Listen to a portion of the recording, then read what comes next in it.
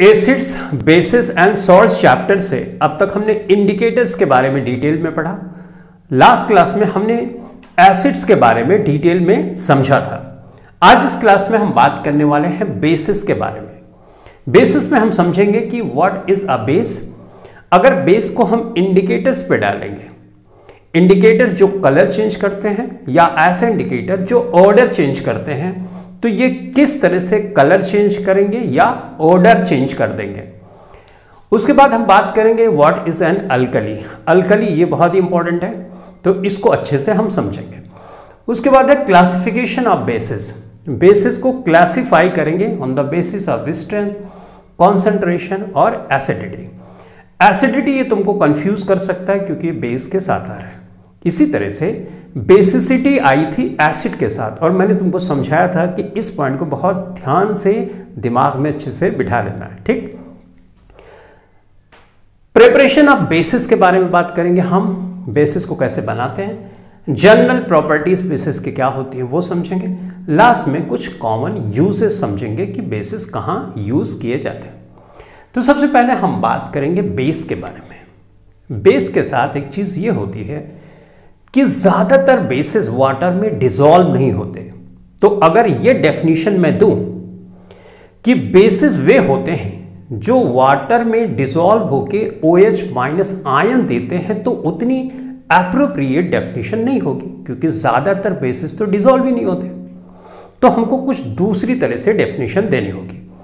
तो हम बेसिस को कुछ इस तरह से डिफाइन करते हैं कि बेसिस वे होते हैं जो H+ आयन जो कि एसिड से आता है उसके साथ कंबाइन करके हमेशा सॉल्ट और वाटर ही बनाएंगे। सॉल्ट और वाटर के अलावा तीसरी चीज नहीं बनाएंगे। तो जिस कंपाउंड को हम एसिड के साथ मिला रहे हैं, H+ आयन के साथ मिला रहे हैं, उसको हम बेस बोलेंगे। तो इसको पहले लिख लेते हैं, उसके बाद और बेहतर ढंग से हम समझते हैं।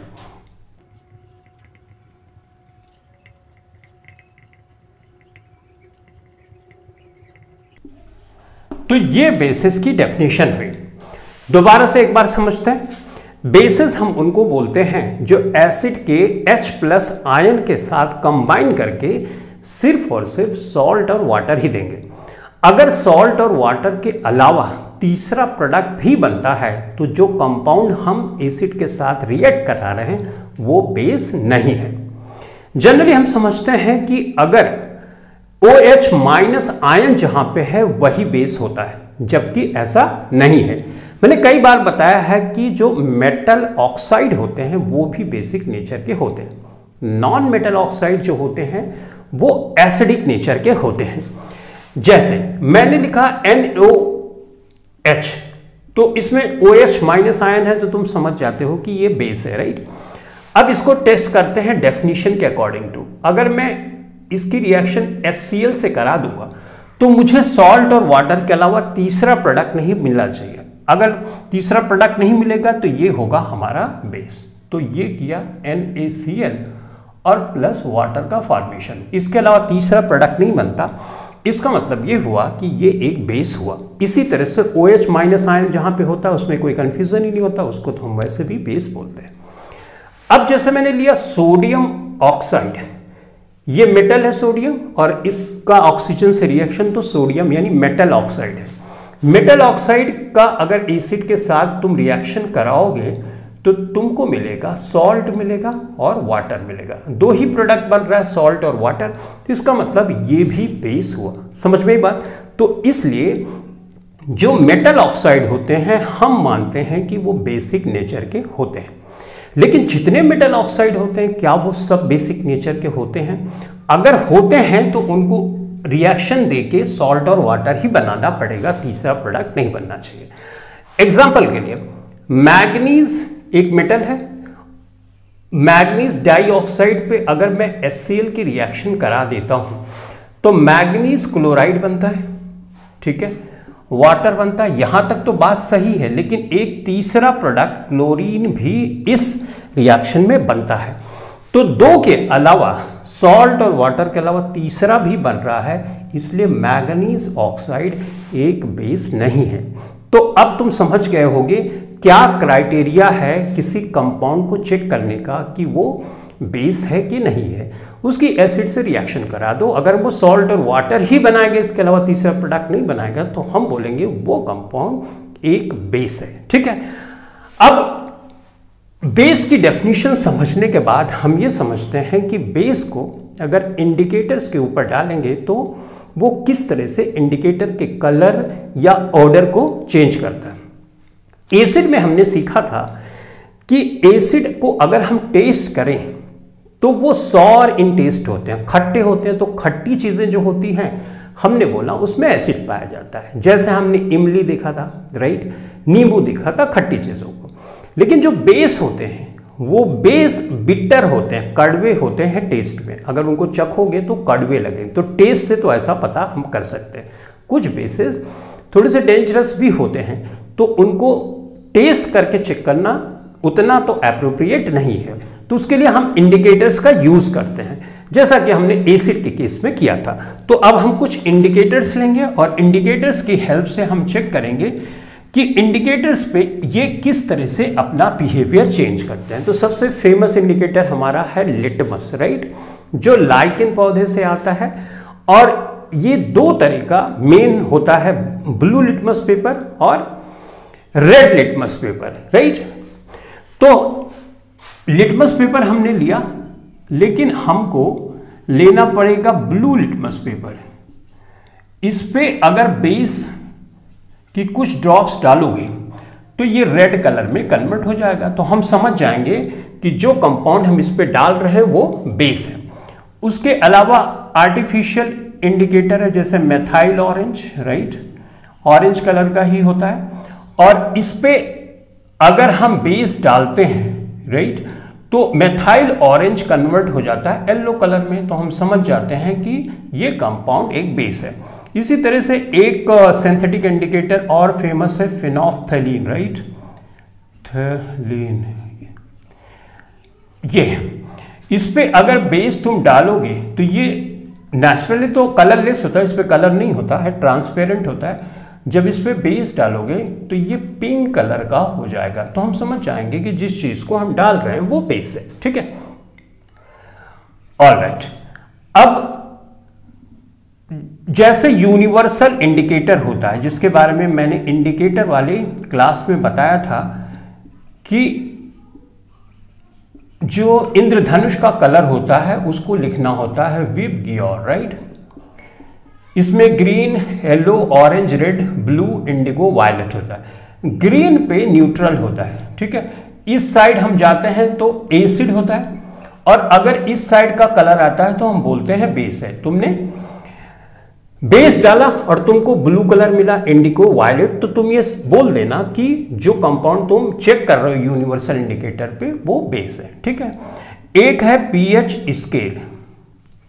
पीएच स्केल में ऐसा होता है 0, 1, 2, 3, 4, 5, 6, 7, 8, 9, 10, 11, 12, 13, 14। एक तरह की स्केल बन गई यहां से यहां तक।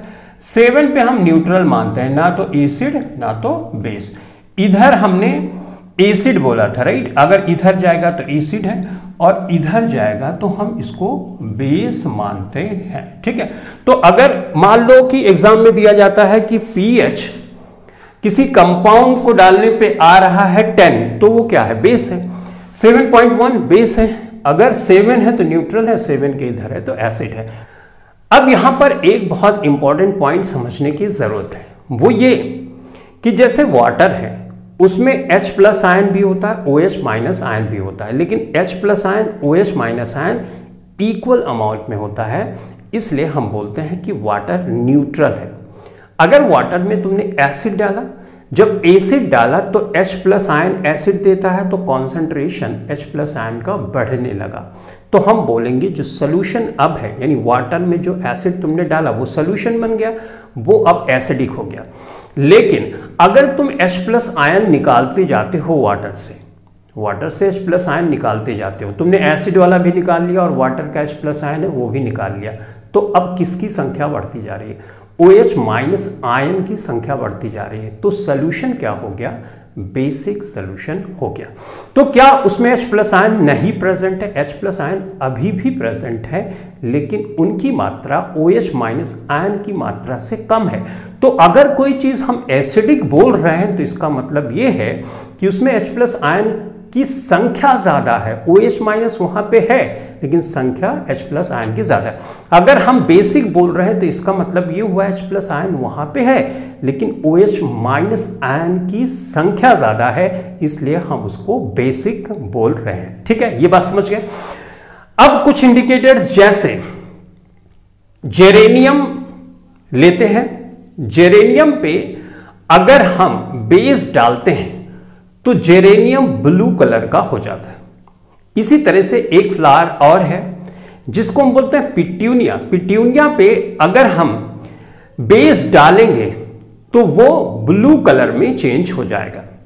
और एक फ्लावर है हाइड्रेंजिया, अगर उस पर हम बेस डालेंगे तो वो रेड कलर का कन्वर्ट हो जाता है। ये फ्लावर एसिडिक और बेसिक सॉइल के लिए बहुत ही सेंसिटिव होती है। जैसे हमारी जो सॉइल है वो बेसिक सॉइल है, तो जो फूल खिलेगा जेरेनियम का और पिट्यूनिया का वो ब्लू कलर का होगा। किस कलर का? ब्लू कलर का। लेकिन अगर वो एसिडिक सॉइल हो जाएगी तो यही फ्लावर अपना कलर चेंज कर देंगे, तो इसका मतलब चेंज करके रेड हो जाते हैं। इसका मतलब ये बड़े ही सेंसिटिव होते हैं और इसी वजह से इनको हम लेते हैं इंडिकेटर की तरह से इस्तेमाल करते हैं। तो अगर इनका सॉल्यूशन लिया, हमने बेस डाला और हमने सॉल्यूशन लिया है लिस्से हाइड्रेंजिया का, तो रेड कलर हो गया, तो हम बोलेंगे जो कंपाउंड हम डाल रहे हैं वो बेस है। ठीक है। अब ऐसे ऑल्फैक्टरी इंडिकेटर्स होते हैं जो ऑर्डर देते हैं। मान लो वनीला केक, जब जाते हो तुम बर्थडे पे केक खरीदने तो वनीला फ्लेवर का शॉपकीपर बोलता है वनीला फ्लेवर का लेना है, तो देखो उसकी अलग ही ऑर्डर होती है, फ्रैग्रेंस होती है। ठीक, अगर तुम उस पर बेस डालोगे तो उसकी फ्रैग्रेंस चेंज होगी, एसिड के केस में नहीं चेंज होती। इसी तरह से हम क्लोव लेते हैं, लौंग लेते हैं, उस पर डालते हैं तो उसकी जिस तरह की महक होती है वो चेंज हो जाती है। जैसे हम अनियन लेते हैं, अनियन पे अगर डालेंगे तो एसिड के केस में ना तो वनीला में चेंज होता है, ना तो अनियन में चेंज होता है और ना ही क्लोव में चेंज होता है। लेकिन बेस के केस में तीनों की जो ऑर्डर होती है चेंज हो जाती है। ऑर्डर ODOUR, ऑर्डर मतलब सुगंध तुम बोल सकते हो। ठीक है, तो वो चेंज हो जाती है, जिसकी वजह से हम ये बोलते हैं कि जो कंपाउंड हम इन ऑल्फैक्टरी इंडिकेटर्स पे डाल रहे हैं वो बेस है। तो ये तो हुई बात हमारे इंडिकेटर्स की, और इंडिकेटर्स की हेल्प से हम कैसे चेक करते हैं कि जो कंपाउंड हमारा है वो बेसिक है या बेसिक नहीं है, मतलब बेस है या बेस नहीं है। अब हम बात करेंगे अल्कली के बारे में। जैसा मैंने तुमको शुरू में बताया कि जितने बेसिस होते हैं ना, ज्यादातर बेसिस तो वाटर में डिसॉल्व ही नहीं होते, तो वो बेसिस जो वाटर में डिसॉल्व हो जाते हैं उनको हम अल्कली बोलते हैं। तो कितनी सिंपल डेफिनेशन है, bases which dissolve in water are called alkalis. तो इसको लिख लेते हैं, उसके बाद इसके बारे में आगे बातें करते हैं।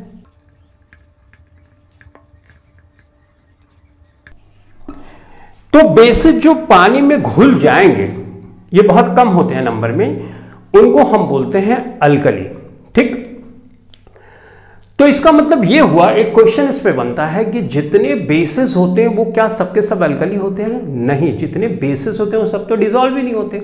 डिसॉल्व होने वाले बेसिस को अल्कली बोलते हैं। तो all bases are not alkalis, लेकिन जितने अल्कलीज होते हैं वो सारे के सारे बेसिस होते हैं। ठीक है, क्वेश्चन समझ में आया? तो जितने अल्कलीज होंगे वो तो ऑब्वियसली बेसिस होते ही हैं, लेकिन जितने बेसिस होते हैं सब वाटर में डिसॉल्व नहीं होते, तो सारे बेसिस अल्कलीज नहीं होते, लेकिन जितने अल्कलीज होते हैं वो सारे के सारे बेसिस होते हैं। तो ये एक इंपॉर्टेंट क्वेश्चन है जो मैंने तुम्हारे साथ डिस्कस किया। अब जैसे मैंने बताया कि अल्कलीज जो होते हैं वो ज्यादा नहीं होते, तो चेक कर लेते हैं वो कौन कौन से, उनको याद कर लेते हैं, और बाकी के जो बचेंगे हम उनको बोलेंगे वो अल्कलीज नहीं है, यानी वाटर में डिसॉल्व नहीं होते हैं। तो कुछ ही है, लिख लो चाहो तो। जैसे लिथियम हाइड्रोक्साइड है, ठीक, ये वाटर में डिसॉल्व होता है। सोडियम हाइड्रोक्साइड है, ये भी वाटर में डिसॉल्व होता है। पोटेशियम हाइड्रोक्साइड, ये भी वाटर में डिसॉल्व हो जाता है। अमोनियम हाइड्रोक्साइड है, यहां पे देखो ये मेटल है, पोटेशियम, सोडियम भी, लिथियम भी, लेकिन अमोनियम नॉन मेटल है। तो नॉन मेटल में ये एक बेस है, राइट ना, तो इसको ध्यान से याद रखना है। नॉन मेटल में यही एक बेस हमको मिलता है, ये भी डिसॉल्व हो जाता है। जैसे कैल्शियम हाइड्रोक्साइड है, ये भी डिसॉल्व हो जाता है। मैग्नीशियम हाइड्रोक्साइड है, कैल्शियम हाइड्रोक्साइड, मैग्नीशियम हाइड्रोक्साइड है, ये भी डिसॉल्व हो जाता है। तो डिसॉल्व होने वाले ये बेसिस हैं। ये थोड़ा सा कम डिसॉल्व होता है। तुमने सुना होगा मिल्क ऑफ मैग्नीशिया, राइट, जब एसिडिटी होती है तो टैबलेट्स आती है मिल्क ऑफ मैग्नीशियम, यही होता है। उसको लो तुम वाटर में डालो, देखो बहुत तेजी से नहीं घुलता, बहुत स्लो स्लो घुलता है, लेकिन फाइनली डिसॉल्व हो जाता है। तो डिसॉल्व होने वाले बेसिस ये हमारे पास आ गए, ठीक है। तो डिसॉल्व होने वाले बेसिस अगर हमको मिल गए, जो बाकी के होंगे वो डिसॉल्व नहीं होने वाले होंगे, राइट। तो ये हुए। अब हम बात करते हैं क्लासिफिकेशन ऑफ बेसिस के बारे में। स्पेशली हम बात कर रहे हैं यहाँ पे इन्हीं अल्कलीज के बारे में, क्योंकि ये वाटर में डिसॉल्व होते हैं। तो सबसे पहली है स्ट्रेंथ के बेस पे हम कैसे बेसिस को क्लासीफाई करें। तो पहला है on the basis of strength, basis of strength.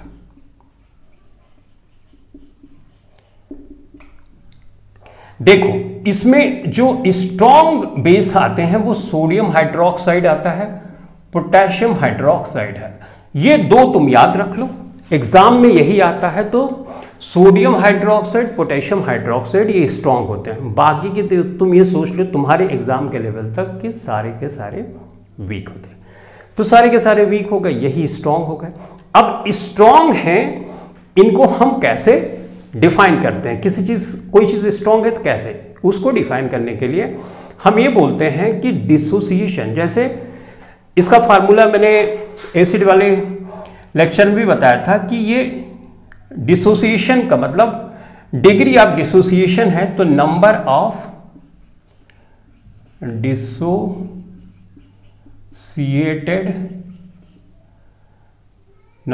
Dissociated molecules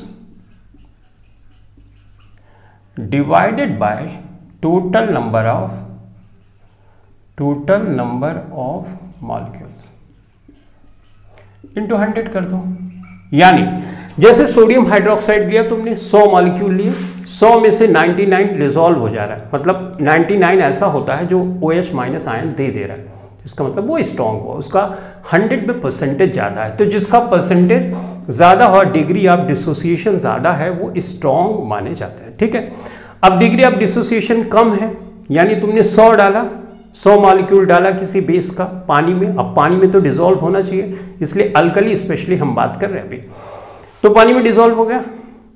अब डिसॉल्व हो के उसमें से 100 मॉलिक्यूल्स में एक मॉलिक्यूल ही सिर्फ ऐसा हुआ कि जो OH माइनस आयन दे रहा है, बाकी डिसॉल्व मतलब बाकी OH माइनस आयन दे ही नहीं रहा, तो उसको हम वीक की कैटेगरी में रख देंगे। तो डिग्री ऑफ डिसोसिएशन से यह पता चलता है कि कोई बेस वीक है या स्ट्रॉन्ग है। सिंपली तुम NaOH और KOH को याद रख लो, कोई समस्या नहीं होने वाला है, ठीक है। तो इस तरह से स्ट्रेंथ के बेसिस पे हमने डिसाइड कर दिया। अब हम बात करेंगे कॉन्सेंट्रेशन के बेस पे बेसिस कितने टाइप के होते हैं। तो ये हुआ on the basis of concentration. Concentration का स्पेशली मीनिंग होता है कि वाटर की मात्रा कितनी है। तो अगर वाटर की मात्रा ज्यादा है तो हम उसको डाइल्यूट बोलते हैं, और वाटर की मात्रा कम है तो इसको हम कॉन्सेंट्रेटेड बोलते हैं। अब ये हम डिफाइन कैसे करते हैं? देखो, अगर 1 लीटर में, मतलब 1 लीटर 1 मोल पर लीटर है, अगर मान लो सोडियम हाइड्रोक्साइड एक सोल्यूशन में 1 मोल पर लीटर है या उससे कम है, तो इसका मतलब ये है कि वो डाइल्यूट है। क्या है? डाइल्यूट है, यानी 1 मोल पर लीटर। 1 मोल पर लीटर, मोल ऐसा तुम समझो नंबर ऑफ, अगर मोल नहीं जानते तो ये सोचो कि 1 लीटर में 1 मोल अगर होगा, 1 मोल मतलब अवोगाड्रो नंबर 6.022 इंटू 10⁻23।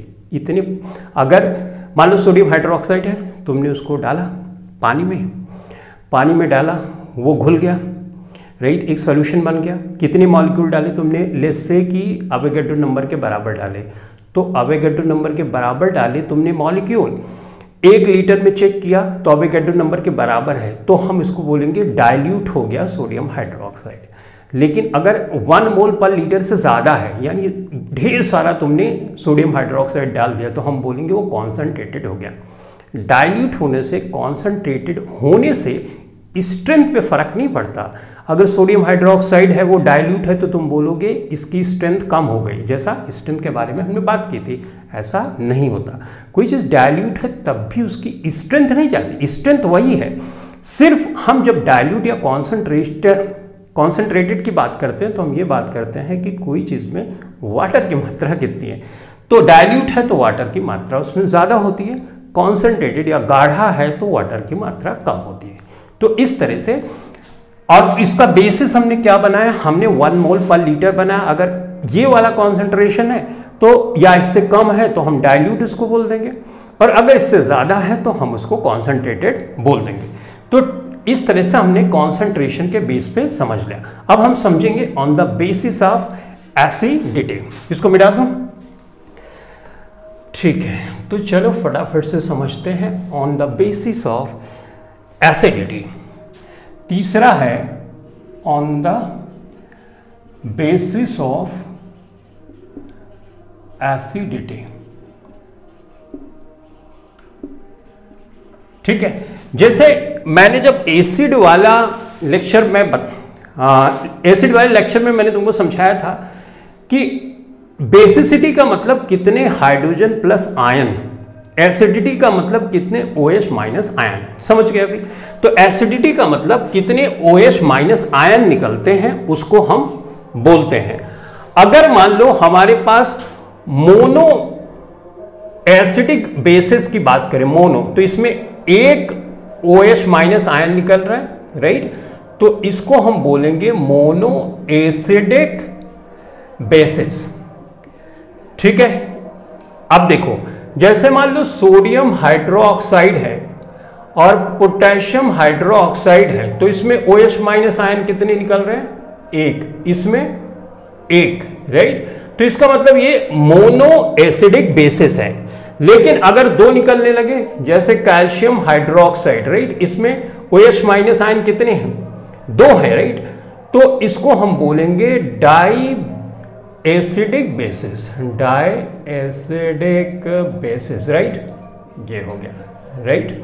अब इसी तरह से मान लो कि एल्युमिनियम हाइड्रोक्साइड रहता है, ठीक है, एल्युमिनियम हाइड्रोक्साइड, तो एल्युमिनियम हाइड्रोक्साइड का फार्मूला ये होता है, राइट। इसी तरह से होता है आयरन हाइड्रोक्साइड भी होता है, तो इसमें कितने निकले, 3 OH माइनस आयन है ना, तो इसको हम बोलेंगे ट्राई एसिडिक बेसिस, राइट, इसको भी ट्राई एसिडिक बेसिस बोलेंगे। इसको बताओ फेरिक हाइड्रोक्साइड बोलेंगे कि फेरस बोलेंगे। यहां आयरन के ऊपर वैलेंसी अगर 3 होती है तो हम उसको बोलते हैं फेरिक, और यहां पे 3 है तो इसको हम बोलेंगे फेरिक। 2 होता तो फेरस बोलते हैं ना। एनीवेज, तो ये हमने देखा कि OH माइनस आयन कितने वाटर में डिसॉल्व करो कितने निकलते हैं, रिएक्शन में कितने OH माइनस आयन निकलते हैं, उस बेस पे हम डिसाइड करते हैं। अगर 1 निकलेगा तो मोनो एसिडिक बेस होगा, 2 निकलेगा तो डाई एसिडिक बेस होगा, 3 निकलेगा तो ट्राई एसिडिक बेस होगा। ठीक है, I hope you have understood how to understand acidity of bases. तो ये तो हुआ क्लासिफिकेशन के बारे में।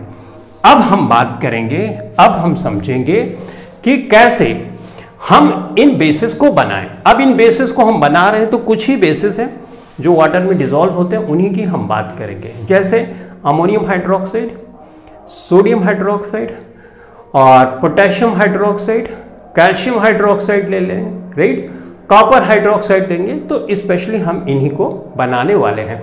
अब कुछ ऐसे भी होते हैं जो मेटल ऑक्साइड होते हैं, राइट, लेकिन वो एसिडिक तो होते हैं, उनको भी इस साथ साथ में देख लेंगे। तो चलो फटाफट से बनाना सीखते हैं। Preparation of bases. तो सबसे पहले है, जैसे मेटल ले लो, जैसे सोडियम तुमने ले लिया, अमोनियम ले लिया, राइट, इसकी रिएक्शन वाटर के साथ करा दो। तो यहां पे तुमने वाटर के साथ रिएक्शन करा दी। वाटर के साथ रिएक्शन कराओगे तो ये बना देंगे सोडियम हाइड्रोक्साइड, ठीक है, हो गया। इसी तरह से अमोनियम है, देखो ये भी स्ट्रॉन्ग है और वाटर में ये अल्कली है, राइट। अब तुम ये बताओ अमोनियम हाइड्रोक्साइड क्या वाटर में डिसॉल्व हो जाता है? हाँ डिसॉल्व, ये भी अल्कली है, ये भी अल्कली है। तो इसको बनाने का मेथड ये है कि वाटर ले लो और उस पे मेटल की रिएक्शन करा दो तो हमको यहां पे बेस मिल गए, राइट। तो ये बेस का फॉर्मेशन हो गया, एक तो मेथड ये है। अब जो मान लो तुम बनाना चाहते हो कैल्शियम हाइड्रोक्साइड, राइट, तो कैल्शियम हाइड्रोक्साइड कैसे बनाते हैं ये ध्यान दो। देखो कैल्शियम ऑक्साइड है, कैल्शियम ऑक्साइड क्या है? ये बेसिक नेचर का है, राइट। अगर इस पे तुम वाटर की रिएक्शन कराओगे, मतलब एक बेस को पानी में डालोगे तो बेस ही बनेगा ना, तो कैल्शियम हाइड्रोक्साइड बन गया। तो ये देखो कैल्शियम हाइड्रोक्साइड का फॉर्मेशन कैसा होता है, यहां पे एक मेटल ऑक्साइड ले लो, पानी में इसको डिसॉल्व कर लो तो कैल्शियम हाइड्रोक्साइड बन गया। इसी तरह से देखो सोडियम ऑक्साइड ले लो, इस पे वाटर की रिएक्शन कराओगे तो ये कौन से नेचर का है? ये बेसिक नेचर का। पानी डिसॉल्व करोगे तो फाइनली हमको क्या मिलेगा? बेस ही मिलने वाला है। तो ये सोडियम हाइड्रोक्साइड हमने इस तरह से बना दिया।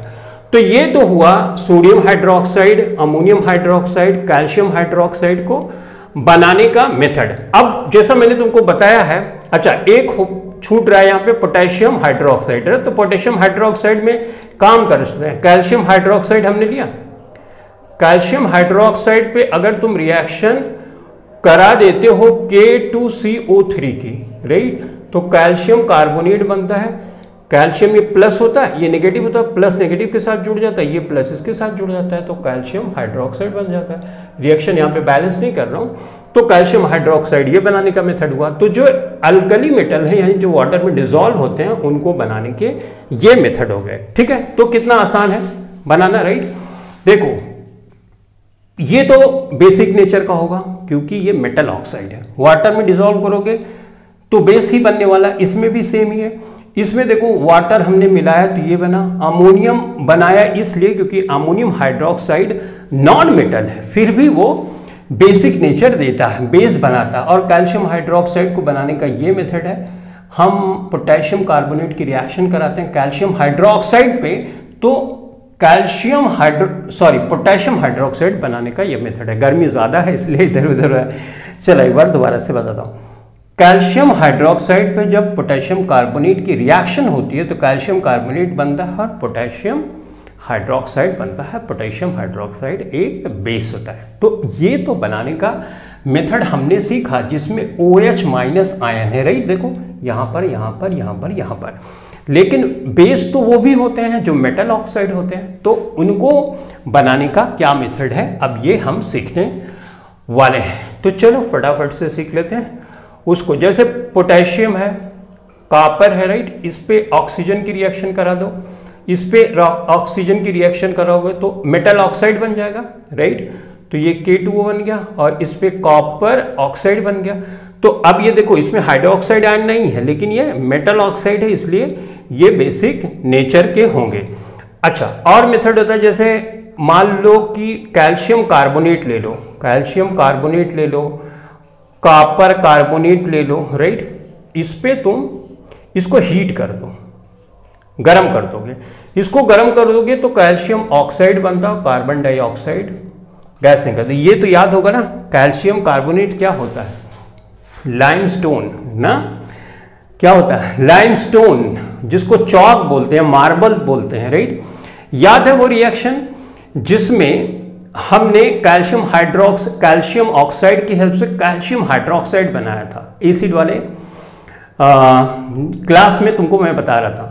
उसके बाद फिर उसके कैल्शियम हाइड्रोक्साइड बन जाता है तो धीरे धीरे एनवायरमेंट की जो कार्बन डाइऑक्साइड होती है रिएक्ट होती है, तो रिएक्ट कर करके वो बना देती है कैल्शियम कार्बोनेट, राइट। यहाँ पे देखो कैल्शियम कार्बोनेट के हीट करके हम तोड़ेंगे तो कैल्शियम ऑक्साइड वही फिर से दोबारा बन गया, यानी क्विक लाइम, यानी बगैर बुझा हुआ चीना और कार्बन डाइऑक्साइड गैस निकल। एनीवेज ये कैल्शियम ऑक्साइड मेटल ऑक्साइड है तो ये बेसिक नेचर का होगा। इसी तरह से कॉपर ऑक्साइड हो गया और यहाँ पे कार्बन डाइऑक्साइड हमारे निकल गए। ठीक है, अगर हम कैल्शियम नाइट्रेट ले लें, कैल्शियम नाइट्रेट ले लेते हैं, देखो तो इससे भी हम बना लेते हैं कैल्शियम ऑक्साइड नाइट्रोजन। अब ये नाइट्रेट होता है तो नाइट्रोजन डाइऑक्साइड गैस निकलती है, और ये इसी तरह से हम कॉपर नाइट्रेट अगर ले लें, कॉपर नाइट्रेट ले लें, इसको हीट करें, ये सब हीट कर रहे हैं, ठीक है, हीट करेंगे तो हमको मिलेगा कॉपर ऑक्साइड, नाइट्रोजन डाइऑक्साइड, और ये यहाँ पे हमको ऑक्सीजन गैस मिलती है। अब मुझे बताओ, पहले चैप्टर में एक रिएक्शन हमने पढ़ा था, लेड नाइट्रेट को गर्म किया था, याद आया? लेड नाइट्रेट को गर्म किया था तो लेड ऑक्साइड बना था, नाइट्रोजन डाइऑक्साइड बनी थी और ऑक्सीजन गैस बनी थी, राइट? वही सेम टाइप का देखो रिएक्शन है, ऑक्साइड, नाइट्रोजन डाइऑक्साइड और ऑक्सीजन। तो इस तरह से हमने उन बेसिस को भी बना लिया, जो बेसिस में OH होता, उन बेसिस को भी बना लिया जिसमें सिर्फ ऑक्सीजन आते हैं, यानी मेटल ऑक्साइड, जो कि बेसिक नेचर के होते हैं। तो ये तो बात हो गई प्रिपरेशन ऑफ बेसिस के बारे में। अब हम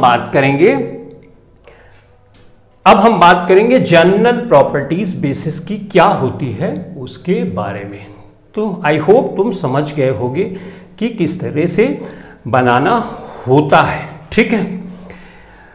तो चलो अभी हम इस पॉइंट पे डिस्कशन करेंगे जनरल प्रॉपर्टीज ऑफ बेसिस के बारे में।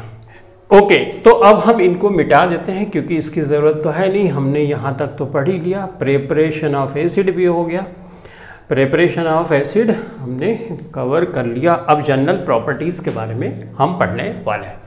देखो, सबसे पहली प्रॉपर्टी, एसिड का बेस के साथ रिएक्शन होता है तो इस रिएक्शन को न्यूट्रलाइजेशन रिएक्शन बोलते हैं। एसिड में भी हमने यही सीखा था कि बेस के साथ रिएक्ट करा के सॉल्ट और वाटर बना दिया था, तो यहां पर भी ये बेस की एक प्रॉपर्टी होगी, ठीक है? बेस की एक प्रॉपर्टी होगी। तो चलो फटाफट से लिख लेते हैं। अगर बेस की रिएक्शन एसिड के साथ होगी तो न्यूट्रलाइजेशन रिएक्शन इसको बोलेंगे, और इसमें सॉल्ट बनता है और वाटर बनता है, ठीक है? तो बेस कोई सा भी ले लो, जैसे मान लो तुमने लिया सोडियम हाइड्रोक्साइड लिया, एसिड कोई सा भी ले लो, मान लो HCl लिया तुमने, तो यहाँ पे ये पानी बन जाएगा, तो यहाँ पे बन गया पानी और बाकी का बना NaCl, टेबल सॉल्ट, ये होता सॉल्ट बन गया और वाटर बन गया, ठीक है? यहाँ पे पूछा जाता है what is heat of neutralisation.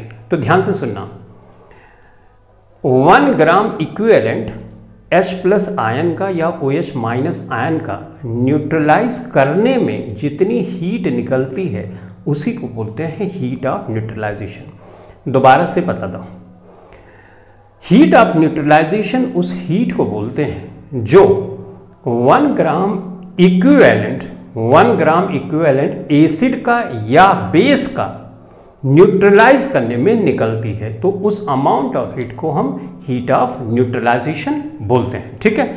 ये न्यूट्रलाइजेशन रिएक्शन है, इसके बारे में हम और बात करेंगे कि डे टू डे लाइफ में ये न्यूट्रलाइजेशन रिएक्शन की क्या रोल है, राइट?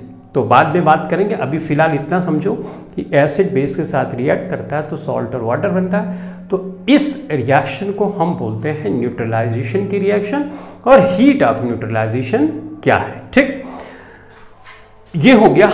अब कुछ और प्रॉपर्टीज पढ़ते हैं। जैसे मान लो तुमने अमोनियम क्लोराइड ले लिया, ठीक है, या अमोनियम सल्फेट ले लिया, इस पे अगर तुमने बेस की रिएक्शन करा दी, मान लो ये दो बेस अलग अलग ले रहा हूं, ये कैल्शियम हाइड्रोक्साइड है ये, तो इसमें जो फॉर्मेशन होता है ये कैल्शियम क्लोराइड बन जाएगा, इसमें बन जाएगा पोटेशियम सल्फेट बन जाएगा, K2SO4 बन जाएगा। वाटर तो जहां देखो वहीं बना रहता है, तो वाटर यहां पे बना दो, ठीक है। NH4 रहता है तो तुम देखोगे अमोनिया ही बार बार निकलती है NH4 में, तो ये रिएक्शन हो गया, ठीक है। तो इसका मतलब अमोनियम क्लोराइड पे कैल्शियम हाइड्रोक्साइड की रिएक्शन होती है तो कैल्शियम क्लोराइड बनता है। अमोनिया, ये ध्यान में रखना, ये NH4 होता है ना, इससे निकलती है। जैसे कार्बोनेट रहता है, कार्बन डाइऑक्साइड निकलती है, राइट। अगर नाइट्रेट रहता है तो नाइट्रोजन डाइऑक्साइड निकलते हैं। इसी तरह से अमोनियम होता है तो अमोनिया गैस निकलती है। तो ये रिएक्शन हो गया। ओके, इसके अलावा जैसे फेरिक क्लोराइड तुमने ले लिया, कॉपर सल्फेट ले लिया, राइट। इस पे अगर रिएक्शन तुम करा दोगे, मान लो NaOH की रिएक्शन तुम करा रहे हो, ठीक है, तो सॉल्ट बन जाएगा। एक तो सॉल्ट बन जाएगा, यहाँ पे सोडियम क्लोराइड बन गया सॉल्ट, और ये फेरिक हाइड्रोक्साइड बन गया। फेरिक क्यों? क्योंकि वैलेंसी 3 है। इसी तरह से यहाँ पे Na2SO4 बन जाएगा, क्योंकि देखो ये नेगेटिव नेगेटिव से जुड़ जाएगा ना, और कॉपर हाइड्रोक्साइड बन जाएगा। अब ये क्यों इतना इंपॉर्टेंट है? क्योंकि ये फेरिक ऑक्साइड और कॉपर हाइड्रोक्साइड ये दोनों प्रेसिपिटेट हैं। ये दोनों प्रेसिपिटेट हैं। प्रेसिपिटेट ऐसी चीज होती है जो वाटर में डिसॉल्व नहीं होती, तो इसको बोलते हैं फेरिक हाइड्रोक्साइड और कॉपर हाइड्रोक्साइड। ये प्रेसिपिटेट का फॉर्मेशन होता है जब फेरिक क्लोराइड या कॉपर सल्फेट पे हम बेस की रिएक्शन कराते हैं। लेकिन अगर बेस की रिएक्शन सोडियम पोटेशियम इस पे मत करा लेना, राइट, क्योंकि ये रिएक्शन सिर्फ फेरिक क्लोराइड और कॉपर सल्फेट पर ही होती है। डन, इतनी बात समझ गया। तो इस तरह से हमने प्रॉपर्टीज के बारे में सीखा कि बेस की क्या प्रॉपर्टीज होती है on the basis of reactions. तो ये तो बड़ा फेमस है, ये तो आसानी से याद ही हो जाएगा। अमोनियम क्लोराइड, अमोनियम सल्फेट, यानी अगर सॉल्ट अमोनियम का लेते हैं और इस पे हम बेस की रिएक्शन कराते हैं तो अमोनिया गैस हमको मिलती है। ये तो हम जानते हैं, सॉल्ट और वाटर, सॉल्ट और वाटर, राइट। अमोनिया कैसे पहचानना? Ammonium ion, ammonia, carbonate ion, carbon dioxide, nitrate ion, nitrogen dioxide, sulphate ion, sulphur dioxide. याद है तुमको, फेरस सल्फेट को जब गर्म करते हैं तो सल्फर डाइऑक्साइड, सल्फर ट्राइऑक्साइड निकलती है और Fe2O3 निकलता है, राइट। तो ये रिएक्शन तुमने पढ़ी थी फर्स्ट चैप्टर में। तो अब हमारे पास लास्ट टॉपिक बनता है, वो है जनरल प्रॉपर्टीज। तो चलो फटाफट से जनरल प्रॉपर्टीज भी देख लेते हैं क्या इश्यूज है, राइट। आई होप ये क्लास तुम्हारे लिए बहुत ही हेल्पफुल होगी और तुमने बहुत सी इंफॉर्मेशन इस क्लास में कलेक्ट हो। अब कुछ इंफॉर्मेशन लिख लेते हैं। ये बताओ क्या है, अब तक तो सीख गए होगे। ये अमोनियम हाइड्रोक्साइड है, ये सॉल्युबल है, हाँ सॉल्युबल है, वीक है, हाँ वीक है, राइट। तो ये अमोनियम, और ये नॉन मेटल वाला हाइड्रोक्साइड है, लेकिन ये बेस की तरह वर्क करता है। इसका ग्रीस समझते हो, जैसे साइकिल वगैरह चलाते हैं ग्रीस लगाते हैं, या लोहे का सामान होता है ग्रीसिंग कर देते हैं ताकि वो स्मूथली चले। अगर वो लग जाती है तो इसका इस्तेमाल हम करते हैं। अमोनियम हाइड्रोक्साइड लगाओगे ना ग्रीस के ऊपर तो उसका जो धब्बा होगा वो हट जाएगा। तो ये यूज़ में हम सीख रहे हैं। अमोनियम हाइड्रोक्साइड हो गया। ये है NaOH, इसको कास्टिक सोडा भी बोलते हैं ना, इसको हम सोप में इस्तेमाल करते हैं, सोप बनाने में। इसी तरह से कैल्शियम हाइड्रोक्साइड है, कैल्शियम हाइड्रोक्साइड को हम ब्लीचिंग पाउडर में इस्तेमाल करते हैं, ब्लीचिंग पाउडर बनाने में इस्तेमाल करते हैं। उसके बाद है मैग्नीशियम हाइड्रोक्साइड। मैग्नीशियम हाइड्रोक्साइड को हम, जैसे एसिडिटी हो जाती है, मैंने मिल्क ऑफ मैग्नीशिया इसी को बोलते हैं, जब एसिडिटी हो जाती है तो हम इसको टैबलेट के फॉर्म में लेते हैं। तो ये बेस है और एसिडिटी हमारे पेट में एसिड, तो एसिड बेस का रिएक्शन होगा तो सॉल्ट और वाटर बन जाता है। तो इसको हम टैबलेट की तरह यूज़ करते हैं जब एसिडिटी हमको होती है। तो इसका मतलब इसको एसिडिटी जब हमारे पेट में होती है तब इस्तेमाल कर सकते हैं। एक एल्युमिनियम हाइड्रोक्साइड है अगर, तो ये भी एल्युमिनियम हाइड्रोक्साइड हमारा क्या होगा, इसको हम फायर एक्सटिंग्विशर की तरह यूज़ करते हैं, फायर एक्सटिंग्विशर की तरह यूज़ करते हैं, ठीक है। तो ये कुछ मैंने बेसिस लिए जिनके क्या कॉमन यूजेस हैं जो यूज़ हम करते हैं अपनी डे टू डे लाइफ में, उसके बारे में यहाँ पर इंफॉर्मेशन मैंने लिख दी।